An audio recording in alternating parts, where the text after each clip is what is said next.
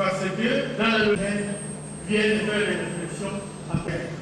Le professeur Bouddha, que beaucoup ne connaissent pas, il est là, il vient. Le professeur Bouddha. Les activités commenceront à 8h30 avec les conférences, 14h avec les ateliers et à demain.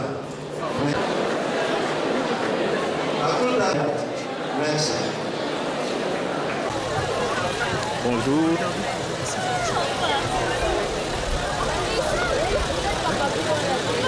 Professeur Ngombe David.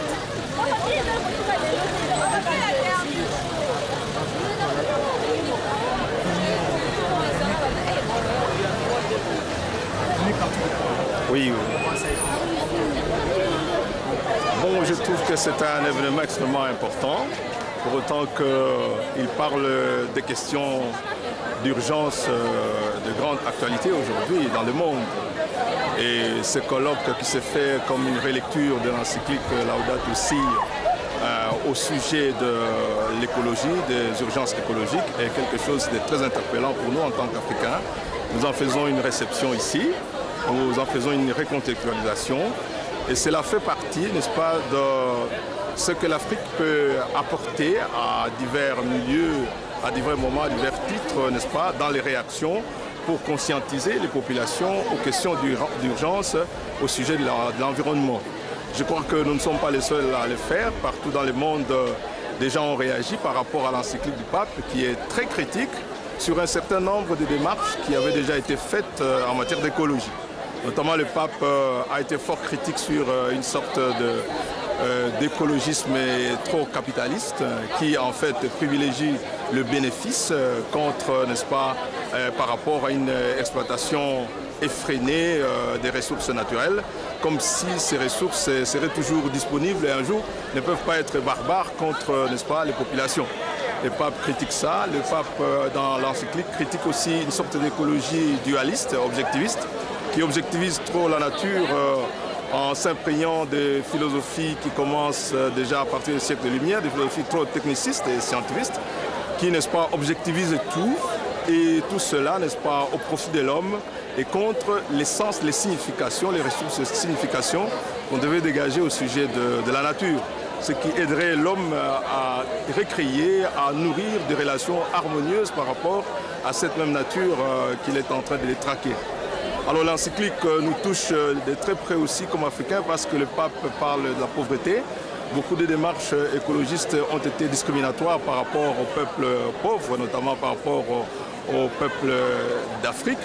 Et vous savez que l'Afrique a toujours payé, n'est-ce pas, le prix des pollutions, le prix des déchets et tout cela. L'Afrique a payé le prix des exploitations unilatérales pour enrichir les riches, alors que, n'est-ce pas, elle aurait pu requérir aussi en retour la dette des grands pollueurs de l'écosystème. Et donc l'encyclique est fort intéressant par ce bord-là, parce qu'il fait dégager la part aussi bien des riches que des pauvres, les Africains aussi, à apporter pour, n'est-ce pas, l'harmonisation des relations à l'écosystème. Voilà, on peut, n'est-ce pas, commenter en long et en large. Il y a beaucoup d'autres points dans l'encyclique qui sont extrêmement intéressants. Il y a un point clé qu'il ne faut pas oublier par rapport aux sciences humaines, c'est que l'encyclique inaugure un air nouveau dans la pensée parce qu'il parle de l'écologie intégrative.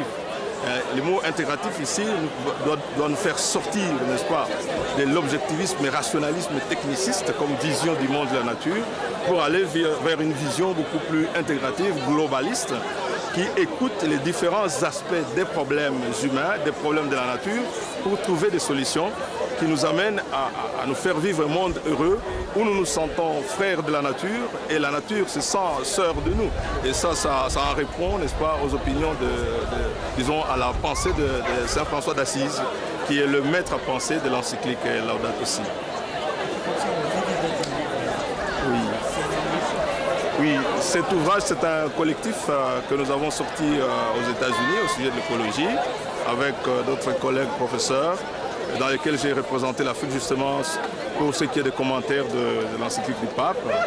Et c'est un livre tout à fait particulier parce qu'un certain nombre de professeurs, c'est des milieux protestants, ils ne sont pas catholiques, mais qui ont beaucoup apprécié le courage du pape de poser les problèmes écologiques en termes de critiques par rapport au mouvement exploitationniste, capitaliste par exemple, qui n'est-ce pas, de manière unilatérale, recherche, n'est-ce pas, du bénéfice et jusqu'à aller ponctionner, n'est-ce pas, les ressources naturelles jusqu'au bout, à les épuiser, comme si ces ressources seraient toujours infiniment disponibles et ne peuvent pas être un jour barbares contre les exploitants eux-mêmes.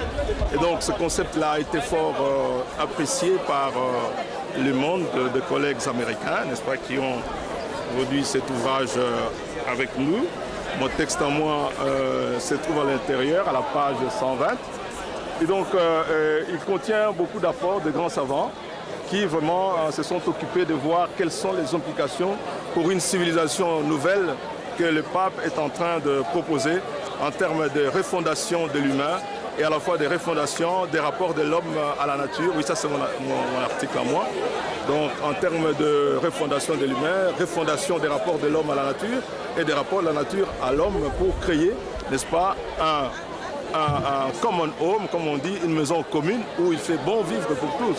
Parce que, en fait, la sonnette d'alarme ici, c'est que notre gestion de la nature nous entraîne vers des perspectives qui sont vraiment, qui nous font poser des questions sur l'avenir de la survie de tous, aussi bien de la nature elle-même comme écosystème que des humains, voilà, à tous les niveaux.